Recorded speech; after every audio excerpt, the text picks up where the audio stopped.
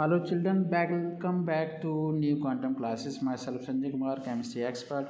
Today I bring very important topic that is only a chemical effect of the electric current. This chapter is maybe 13 chapter and it's belong to 8th class student. And I hope that you understand that what is the important topic. Earlier I made three videos. Now this one is a fourth one part of that video. Actually I am just going to little bit discussion of the chemical effect of the electric current. Understand that? So in this series we have to discuss about the chemical effect of electric current. Now we have to move on next page. That page is having first activity. I have completed this activity. This page having third activity, second activity, and important table conductor and insulator.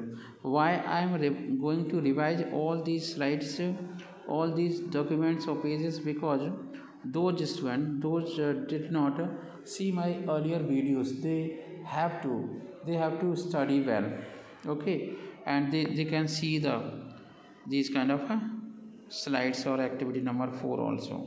Now we have to move on this one page, okay. This page is very important and this page having activity number 5. इस activity number 5 से start करते हैं. इस activity number 5 के अंदर ये बोला गया है कि हमने डिस्टिल वाटर, प्लास्टिक बीकर ये सब ले लिया है, तो सोडियम हाइड्रोक्साइड HCl डाल दिया, तो कौन सी लिक्विड के अंदर इलेक्ट्रिसिटी फ्लो होगी, और NaCl डाल दिया तो फ्लो होगी नहीं होगी. तो इलेक्ट्रिसिटी फ्लो तभी होती है जब उसके अंदर सॉल्यूशन के अंदर हम कोई इलेक्ट्रोलाइट डालते हैं. इलेक्ट्रोलाइट्स ऐसे पदार्थ होते हैं, लिक्विड्स विच कंडक्ट इलेक्ट्रिसिटी, जिनमें इलेक्ट्रिसिटी फ्लो हो जाती है. और ऐसा क्यों होता है? नॉर्मल पानी के अंदर इलेक्ट्रिसिटी फ्लो नहीं होती और जो रिवर का वाटर है उस सब के अंदर फ्लो हो जाती है, क्योंकि उसके अंदर small amounts of mineral salt present in naturally. थोड़ी सी लिक्विड्स वहाँ पे प्रेजेंट होते हैं, इसलिए इलेक्ट्रिसिटी फ्लो हो जाती है. ठीक है, तो ये आपका रीजन है इलेक्ट्रिसिटी फ्लो होने का. अब हम बात करते हैं नेक्स्ट टॉपिक की. इस टॉपिक के अंदर नेक्स्ट टॉपिक की बात करते हैं. तो इस टॉपिक के अंदर अब थोड़ा सा डिस्कस करेंगे, जैसे आपकी हाँ कि जो पानी है पंप से निकाला जाता है, बैल से निकाला जाता है. ये प्योर वाटर तो होता नहीं है, उसके अंदर कुछ ना कुछ समान अमाउंट में सॉल्यूशंस होते हैं. किसके? मिनरल के सॉल्यूशन होते हैं. मिनरल होता है, ऐसे ही डल जाता है या फिर मिनरल के सॉल्यूशंस होते हैं, इसलिए उसके अंदर इलेक्ट्रिसिटी फ्लो हो जाती है. ये भी मैंने समझा दिया था आपको. अब हम नेक्स्ट पेज पर आते हैं. इस पेज को हम अच्छे से समझेंगे. इस पेज पर यह बताया गया है कि एक्टिविटी नंबर 6 देखते हैं. इफेक्ट ऑफ इलेक्ट्रिक करंट का 6 activity to show that water conduct electricity. ये बता दिया है मैंने, water conduct electricity. To study the chemical effect of electric current. हाँ, ये इंपॉर्टेंट टॉपिक है, यहाँ से हमें स्टडी करना है. तो मान लीजिए 2 इलेक्ट्रोड ले लो कॉपर के, कॉपर सल्फेट का सॉल्यूशन ले लो. 1.4, 1.5 या 2 वोल्टेज इलेक्ट्रिसिटी की का इलेक्ट्रिक बल्ब ले लो, ठीक है, और उसे उसके अंदर एक बीकर में डाल के इलेक्ट्रिकल सेटअप कर लो. तो आप देखोगे जैसे इलेक्ट्रिसिटी फ्लो होगी तो रेडिश डिपॉजिट ऑफ कॉपर है ना, नेगेटिव कॉपर प्लेट पर इकट्ठा हो जाएगा. तो उसमें होगा वेट द प्लेट, उस प्लेट का वेट कर लो. Will notice that negative plate weigh more after passing the electric current. Negative plate का वेट ज़्यादा होगा, मतलब पहले हमने 20 ग्राम की प्लेट चेक कर ली. आफ्टर इलेक्ट्रोलाइसिस हम देखेंगे कि उसका वेट ज़्यादा हो जाएगा, है ना.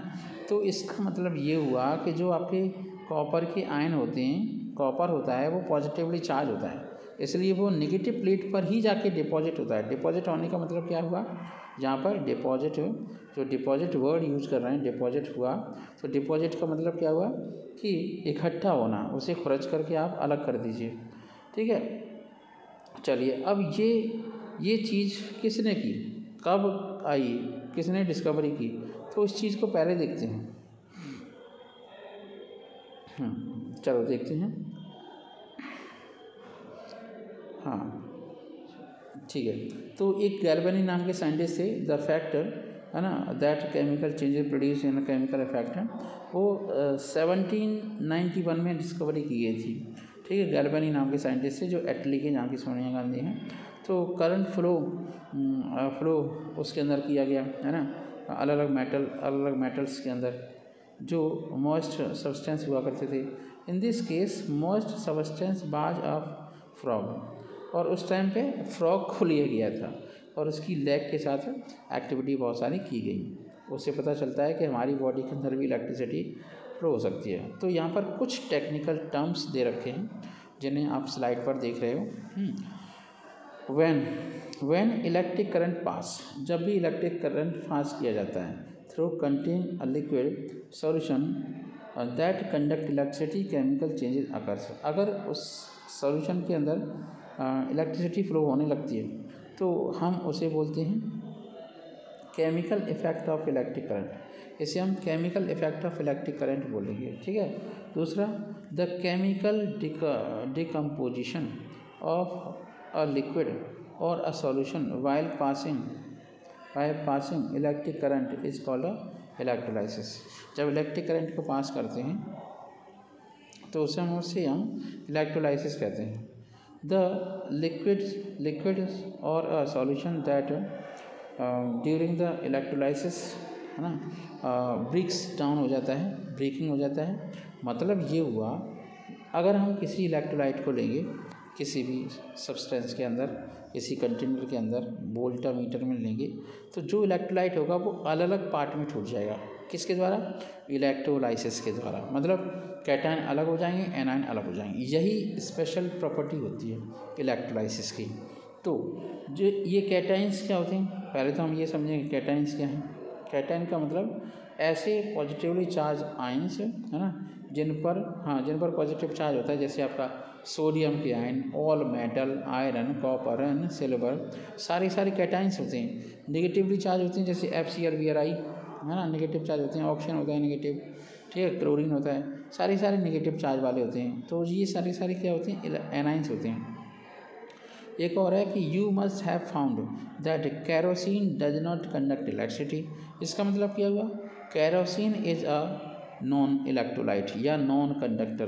तो सिंपल भाषा में, केमिस्ट्री की भाषा में, जिस सॉल्यूशन के अंदर इलेक्ट्रिसिटी फ्लो हो जाती है वो इलेक्ट्रोलाइट होता है, और जिसमें फ्लो नहीं होती वो होता है नॉन इलेक्ट्रोलाइट। क्या होता है? Non electrolyte. तो नॉन इलेक्ट्रोलाइट में इलेक्ट्रिसिटी बिल्कुल भी फ्लो नहीं होती। समझ में आ रहा है? ठीक है, अंडरस्टैंड दैट। अच्छा, अब हम थोड़ा सा और एक और पेज पर आते हैं, नेक्स्ट पेज पर आते हैं। ये देखते हैं इसके नीचे कुछ तो नहीं है। हाँ, तो वो ये कह रहे हैं कि इलेक्ट्रोलाइट्स है ना, liquid which conduct electricity are called electrolyte. ऐसे लिक्विड जिसमें इलेक्ट्रिसिटी फ्लो होती है उन्हें हम इलेक्ट्रोलाइट कहते हैं। चलिए नेक्स्ट पेज पर हम देखते हैं एक्टिविटी नंबर 8, जहाँ पर टेस्ट वेदर सम फ्रूट्स और वेजिटेबल ऑल्सो कंडक्ट इलेक्ट्रिसिटी। यहाँ पर फ्रूट्स के अंदर या वेदर कुछ वेजिटेबल में इलेक्ट्रिसिटी फ्लो हो रही है या नहीं हो रही है। तो हम ये देखेंगे ऑब्जर्वेशन में।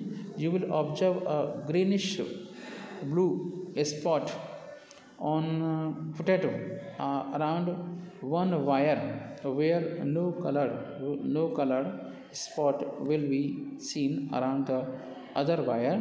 The greenish bluish spot will be found around the wire which was connected to positive terminal of a battery.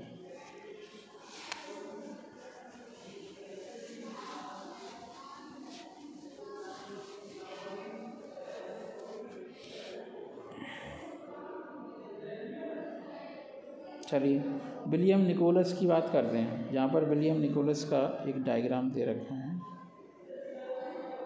Nicholas ही है ये। तो विलियम निकोलस 1753 में उनका बर्थ हुई थी, 1815 में उनकी डेथ हो गई थी। ठीक है, अब हम क्या करते हैं? A British chemist had proved by his experiment that if electrodes connected to the terminal of battery were immersed in a water, the current was passed through the water, bubbles of oxygen and hydrogen were produced. मतलब पानी में electricity flow करते हैं तो bubbles बनते हैं, वो किसके होते हैं? ऑक्सीजन के और हाइड्रोजन गैस के, ठीक है। Bubbles were produced on the electrodes was connected to the positive terminal of the battery, and hydrogen bubbles were produced on the electrode connected to a negative terminal. इससे ये पता चलता है कि जो हाइड्रोजन गैस है वो H+ आयन देती है, ऑक्सीजन गैस है वो OH- आयन देता है। तो यही आपके केमिकल इफेक्ट ऑफ, है ना, इलेक्ट्रोलाइट या chemical effect of electric current होते हैं, जिनकी एप्लीकेशंस हम नेक्स्ट वीडियो में देखेंगे। तो नेक्स्ट वीडियो में मिलते हैं, और मैं आपको एक बार गुजारिश करूंगा कि आप मेरे वीडियो को लाइक करें, सब्सक्राइब करें, और मेरे चैनल को सब्सक्राइब करें, और इस वीडियो को शेयर करें अपने फ्रेंड्स को। अगर आप नए हैं तो press the bell icon, in that way you will get more updates regarding the 8th class science. Thank you so much, have a nice day, best of luck.